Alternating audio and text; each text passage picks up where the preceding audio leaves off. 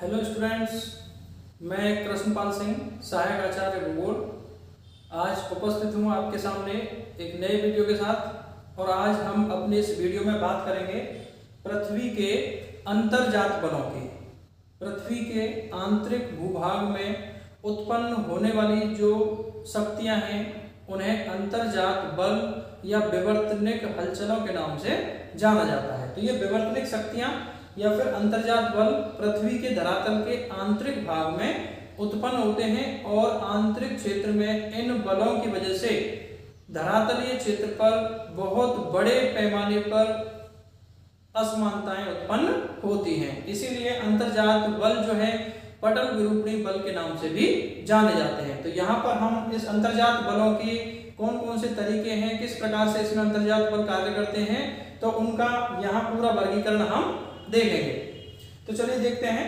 तो सबसे पहले यहाँ आप देख सकते हैं अंतर्जात बल है और अंतर्जात बलों को हमने मुख्य रूप से उनके कार्य करने के समय के आधार पर दो वर्गों में विभाजित कर दिया है। और यहाँ पर दो जो मुख्य वर्ग हैं उसमें सबसे पहला है धीमी गति वाले बल या फिर इसको पटल विरूपणी बल भी कहते हैं। हालांकि पटल विरूपणी बल में सारे ही आंतरिक जो बल हैं, सारे ही अंतर्जात शक्तियों के द्वारा जो भी कार्य किए जाते हैं वो सब पटल विरूपण के अंतर्गत ही आते हैं। लेकिन यहाँ पर धीमी गति वाले बलों को हम पटल विरूपणी बल के नाम से भी कह देते हैं। तो ये धीमी गति वाले बल हैं जो तुलनात्मक रूप से थोड़ा धीमी गति से कार्य करते हैं, जिनके परिणाम में कुछ समय लगता है। और दूसरा जो वर्गीकरण है वो है आकस्मिक अंतर्जात बल। और आकस्मिक अंतर्जात बल जो कि बहुत कम समय में ही पृथ्वी के धरातल पर व्यापक पैमाने पर परिवर्तन करने के लिए जिम्मेदार हैं या फिर बहुत कम समय में ही बड़े परिवर्तन करते हैं, उसको आकस्मिक अंतर्जात बलों के नाम से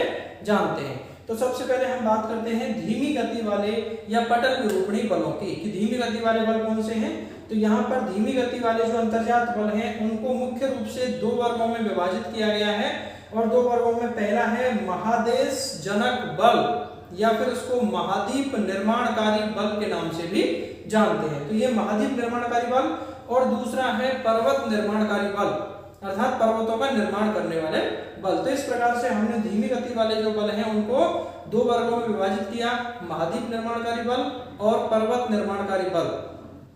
तो यहाँ पहले हम बात करते हैं महाद्वीप निर्माणकारी बल। और महाद्वीप निर्माणकारी जो बल है उसमें जो संचलन है वो मुख्य रूप से लंबवत रूप से होता है, अर्थात महाद्वीपों का निर्माण करने वाले जो अंतर्जात शक्तियां हैं उसमें संचलन लंबवत दिशा में होता है, ऊपर नीचे की ओर होता है। और इस प्रकार से धरातलीय क्षेत्रों में कहीं पर उठाव होता है और कहीं पर धसाव होता है। तो इस प्रकार से महाद्वीप निर्माणकारी बल कार्य करते हैं। तो इसी आधार पर हम महाद्वीप निर्माणकारी बलों को भी दो हिस्सों में या दो ग्रुपों में बांट सकते हैं।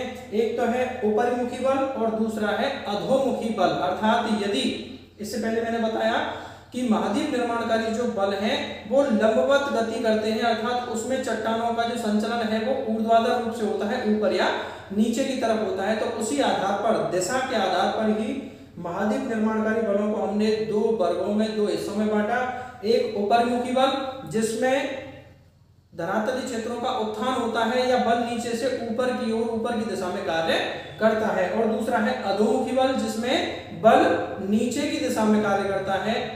तो इस प्रकार से ऊपरमुखी बल और ऊपरमुखी बल में दो स्थितियां होंगी, या तो उत्थान होगा या फिर उन्मज्जन होगा। और दोनों ही एक ही चीज है, अर्थात धरातलीय क्षेत्रों में जब अंतर्जात बलों की वजह से ऊपर की ओर गतिशीलता होती है तो चट्टानें ऊपर की ओर उठ जाती हैं और इस प्रकार से धरातलीय क्षेत्र अपने सामान्य आसपास का जो क्षेत्र है उसकी तुलना में ऊंचा उठ जाता है। और इस प्रकार के ऊंचे उठने की जो प्रक्रिया है उसी को हम उत्थान या उन्मज्जन के नाम से जानते हैं। तो ये ऊपरीमुखी बल है या ऊपरीमुखी संचलन है। अब इसमें हम बात करते हैं उत्थान और उन्मज्जन दोनों में अंतर क्या है। तो जो उत्थान है, जब ये ऊपरीमुखी बल महाद्वीपीय क्षेत्रों में स्थलीय भागों पर कार्य करता है और कोई भी स्थल भाग अपने आसपास के क्षेत्र से ऊपर उठ जाता है तो इसे हम उत्थान के नाम से जानते हैं। और जब यही ऊपरीमुखी संचलन महासागर की तली वाले क्षेत्रों में होता है या महासागरीय क्षेत्रों में होता है तो ऐसी स्थिति में जब सागर की तली की चट्टानें ऊपर उठ जाती हैं और ऊपर उठ करके वो सागर से बाहर दिखाई देने लगती हैं, तो इस प्रकार का जो उत्थान है उसको हम उन्मज्जन के नाम से जानते हैं। तो यहाँ हमें ध्यान रखना होगा, उत्थान और उन्मज्जन दोनों ही एक ही प्रकार की प्रक्रियाएं हैं। जब यह प्रक्रिया स्थलीय भाग पर होती है तो उसे उत्थान के नाम से जानते हैं, और जब सागर के अंदर उठाव की प्रक्रिया होती है और सागर की तली वाला जो भूभाग है वो सागर के तल से ऊपर निकल आता है, बाहर दिखाई देने लगता है, तो उसे हम उन्मज्जन के नाम से जानते हैं। तो इस प्रकार से ये महाद्वीप निर्माणकारी बलों में ऊपरमुखी संचलन था। अब हम बात करते हैं अधोमुखी बल की, अर्थात जब लंबवत संचलन में संचलन की जो दिशा है वो नीचे की तरफ होती है, और अधोमुखी जब संचलन होगा तो सामान्यतया धरातल का धसाव होगा, धरातल का अवतरण होगा, धरातल अपने आसपास की सतह से नीचे धस जाएगा। तो इस प्रकार का अधोमुखी बल और अधोमुखी बल से अवतरण या निमज्जन की प्रक्रियाएं होती हैं, और अवतरण और निमज्जन में वही सेम स्थिति है जैसे यहाँ उत्थान और उन्मज्जन में था। अवतरण का मतलब है जब ऊर्ध्वाधर या लंबवत संचलन की वजह से कोई क्षेत्र सामान्य अपने आसपास के क्षेत्र की तुलना में नीचे की ओर धस जाता है तो उसे हम अवतरण कहते हैं। और निमज्जन में जब ये अवतरण की जो प्रक्रिया है ये सागर तली वाले क्षेत्रों में होता है या सागर के तटीय इलाकों में जब अवतरण होता है, और जो क्षेत्र पहले सागर के जल से ऊपर दिखे हुए थे वहां पर अवतरण की वजह से वो जब सागर में डूब जाते हैं तो इस प्रक्रिया को वहां निमज्जन के नाम से जाना जाता है। तो इस प्रकार से अवतरण और निमज्जन एक ही प्रक्रियाएं हैं जिसमें चट्टानों में अधोमुखी संचलन होता है और वहां पर चट्टानों के धसाव होता है। तो ये महाद्वीप निर्माणकारी बल थे जिसमें मुख्य रूप से लंबवत रूप में संचलन होता है, या तो ऊपर की ओर या फिर नीचे की ओर, और इससे भूमि का उत्थान या अवतरण होता है। अब हम बात करते हैं धीमी गति वाले बलों में दूसरे पर्वत निर्माणकारी बल की। और पर्वत निर्माणकारी बल इसीलिए नाम है क्योंकि इन बलों के द्वारा प्रमुख रूप से धरातलीय क्षेत्रों में पर्वतों का निर्माण होता है। और पर्वत निर्माणकारी जो बल है वो क्षैतिज रूप में कार्य करता है। जैसे महाद्वीप निर्माणकारी बल में जो बल है वो ऊर्ध्वाधर रूप से ऊपर या नीचे की ओर गतिशील होता है, वैसे ही पर्वत निर्माणकारी बल में जो ताकत है वो क्षैतिज रूप से कार्य करती है और चट्टानों में क्षैतिज संचलन होता है। और जब चट्टानों में क्षैतिज संचलन होता है तो दो स्थितियां बनती हैं, या तो कहीं पर चट्टानें एक दूसरे से विपरीत दिशा में क्षैतिज रूप से सरकेंगी, खिसकेंगी, तो उससे वहां तनाव की स्थिति उत्पन्न होगी, या फिर कहीं पर चट्टानें जब एक दूसरे के आमने सामने आती हैं, एक दूसरे की ओर क्षैतिज रूप से सरकती हैं, तो वो आपस में टकराने की वजह से वहां संपीड़न की स्थिति बनती है। तो इस प्रकार से जो पर्वत निर्माणकारी बल है जिसमें संचलन क्षैतिज रूप से होता है, और क्षैतिज संचलन की वजह से दो तरह की स्थितियां बनती हैं, या तो तनाव उत्पन्न होता है और या फिर संपीड़न की स्थिति उत्पन्न होती है। तो इस आधार पर पर्वत निर्माणकारी बल को हमने दो हिस्सों में यहाँ पर बांटा, तनाव मूलक बल और संपीड़नकारी बल। और यहाँ अब हम बात करते हैं तनाव मूलक बल की। तो जब चट्टानों में क्षैतिज संचलन की वजह से कहीं तनाव मूलक बल कार्य करता है या तनाव पैदा होता है, तो तनाव की वजह से अर्थात चट्टानों में तनाव या खिंचाव होने की वजह से वहां पर भूपटल में विभंग पैदा होती है, भूपटल टूटता है, भूपटल में चटकन और दरारें पड़ती हैं। तो भूपटल में विभंग होता है, और विभंग दो रूपों में हो सकता है, चटकन और भ्रंश के रूप में, अर्थात वो चट्टान जो है टूटती है, चट्टान चटकती है। तो इस आधार पर जो भूपटल विभंग है उसे हम चटकन और भ्रंश के नाम से जानते हैं। अब यहाँ हमें यह समझना होगा कि चटकन और भ्रंश में अंतर क्या है। तो जब तनाव मूलक बल की वजह से चट्टानों में तनाव अधिक होने से उनमें जगह जगह दरारें पड़ जाती हैं, वो जगह जगह से चटक जाती है, तो उसे हम चटकन कहते हैं। लेकिन चटकन में उन चट्टानों का क्षैतिज रूप से खिसकाव नहीं होगा और बीच में कोई गैप नहीं बनेगा। वहीं जो भ्रंश है ये चटकन का ही और बड़ा या विस्तृत रूप कह सकते हैं, या फिर चटकन का ही आगे की स्टेज है कि जब क्षैतिज तनाव मूलक बल और कार्य करता है तो जो चटकन है उस चटकन वाली जगह से चट्टानें एक दूसरे के विपरीत खिसक जाती हैं और बीच में गैप पैदा हो जाता है, और उस गैप को ही हम भ्रंश या दरार के नाम से जानते हैं। तो इस प्रकार से पर्वत निर्माणकारी बल में ये तनाव मूलक बल कार्य करता है। अब हम बात करते हैं यहाँ संपीड़न मूलक बल की, अर्थात जब चट्टानें क्षैतिज रूप से एक दूसरे के आमने सामने गति करती हैं तो उससे जो है संपीड़न उत्पन्न होता है और वो एक दूसरे की ओर खिसकने से आपस में दबती हैं और उस दबने की वजह से ही भूपटल में बंकन होता है, अर्थात भूपटल मुड़ जाता है, चट्टानों में मोड़ पड़ जाता है।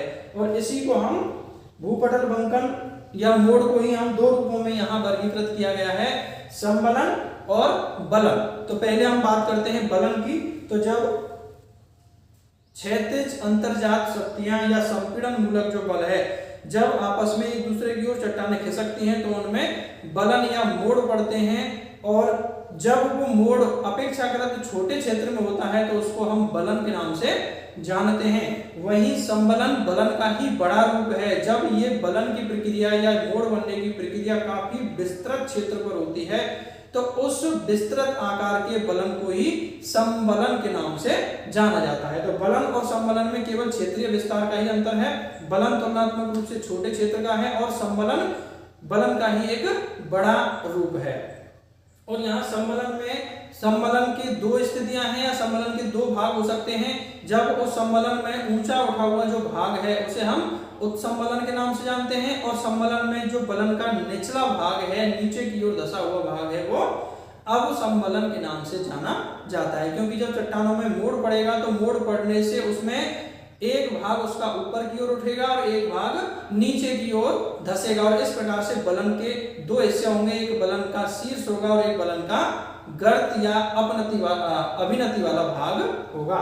तो इस प्रकार से संबलन के ऊपरी उठे हुए भाग को उत्संबलन और संबलन के नीचे की ओर धंसे हुए भाग को अवसंबलन के नाम से जाना जाता है। तो इस प्रकार से ये पर्वत निर्माणकारी बल थे जिनकी वजह से क्षैतिज संचलन के कारण पृथ्वी पर पर्वतों का निर्माण होता है। और वर्तमान में जो मुख्य बलित पर्वत हैं वो मुख्य रूप से इसी तरीके से, इसी संपीड़नात्मक बल की वजह से निर्मित होते हैं। अब हम बात करते हैं अंतर्जात बलों में आकस्मिक अंतर्जात बल। और आकस्मिक अंतर्जात बल अर्थात ऐसे बल जो बहुत कम समय में बड़े परिवर्तन धरातल पर उत्पन्न करते हैं। और आकस्मिक अंतर्जात बलों में यहाँ 4 बल हैं जो आकस्मिक अंतर्जात बलों में आते हैं और उनमें ज्वालामुखी, भूकंप, भूस्खलन और अवालांस हैं। और ज्वालामुखी, इससे पहले भी हम वीडियो में ज्वालामुखी और भूकंप के बारे में विस्तार से पढ़ चुके हैं। तो ज्वालामुखी के दौरान पृथ्वी के आंतरिक क्षेत्र का जो तप्त पिघला हुआ चट्टानों का पदार्थ जिसे हम मैग्मा के नाम से जानते हैं, तो वो मैग्मा और अन्य ठोस विखंडित कणों के साथ जब चट्टानों को तोड़ करके धरातल पर प्रकट होता है तो वो ज्वालामुखी के नाम से जाना जाता है। और ज्वालामुखी के द्वारा अपने प्रभावित क्षेत्रों में बहुत कम समय में काफी बड़े परिवर्तन देखने को मिलते हैं। वहीं हम भूकंप की बात करें तो भूकंप भी पृथ्वी के आंतरिक क्षेत्र में होने वाली हलचलों की वजह से धरातल के क्षेत्र में होने वाला एक शक्तिशाली कंपन है जिसकी वजह से व्यापक पैमाने पर विनाशात्मक परिवर्तन देखने को मिलते हैं। अब हम बात करें भूस्खलन की, तो भूस्खलन प्रमुख रूप से जो ऊंचे पहाड़ी क्षेत्र हैं तो उन ऊंचे पहाड़ी क्षेत्रों में ऊपरी चट्टानें जब टूट करके अचानक नीचे की ओर गिरती हैं तो इस प्रकार से ऊपर से नीचे गिरते हुई चट्टानों को ही भूस्खलन के नाम से जाना जाता है। और भूस्खलन की वजह से भी बहुत कम समय में व्यापक पैमाने पर परिवर्तन देखने को मिलते हैं। और वहीं यदि हम अवालांस की बात करें तो अवालांस भी भूस्खलन की तरह ही है। भूस्खलन में ऊंचे पहाड़ी क्षेत्र या ऊंचे जो इलाके हैं वहां से चट्टानें टूट करके नीचे गिरती हैं। और वहीं यदि पर्वतीय इलाकों पर ऊंचाई पर हिमाच्छादित चोटियां हैं तो वहां उन हिमाच्छादित चोटियों से भी गुरुत्वाकर्षण की वजह से ऊपरी क्षेत्रों से बड़े बड़े हिम के शिलाखंड टूट करके जब नीचे की ओर गिरते हैं तो उसे ही अवालांस के नाम से जाना जाता है। और अवालांस मुख्य रूप से उच्च पर्वतीय इलाकों में जहां पर्वतों की चोटियों पर बर्फ छाई रहती है वहां पर देखने को मिलता है। तो भूस्खलन और अवालांस में यही अंतर है। भूस्खलन में चट्टानों के पदार्थ टूट करके नीचे की ओर गिरते हैं, वहीं अवालांस में हिम के बड़े बड़े जो टुकड़े हैं वो टूट करके नीचे की ओर गिरते हैं। तो इस प्रकार से ये चारों ही प्रक्रियाएं ऐसी हैं जिनके द्वारा बहुत कम समय में काफी बड़े परिवर्तन देखने को मिलते हैं। इसी वजह से इनको आकस्मिक अंतर्जात बल के नाम से जाना जाता है। और ये जो प्रक्रियाएं हैं, ये चारों ही प्रक्रियाएं पृथ्वी के आंतरिक क्षेत्र में होने वाली हलचलों के कारण ही उत्पन्न होती हैं, इसीलिए इनको अंतर्जात बलों के अंतर्गत ही शामिल किया जाता है। तो इस प्रकार से ये पृथ्वी पर पटल विरूपण करने वाले या पृथ्वी पर धरातल की उबड़-खाबड़ स्थिति बनाने वाले बल थे, जो कि अंतर्जात बल के नाम से जाने जाते हैं। उम्मीद करता हूं आपको दी गई जानकारी समझ में आई होगी। आपको मेरा वीडियो पसंद आया हो तो इसे लाइक और शेयर अवश्य करें और मेरे चैनल को सब्सक्राइब करें। धन्यवाद।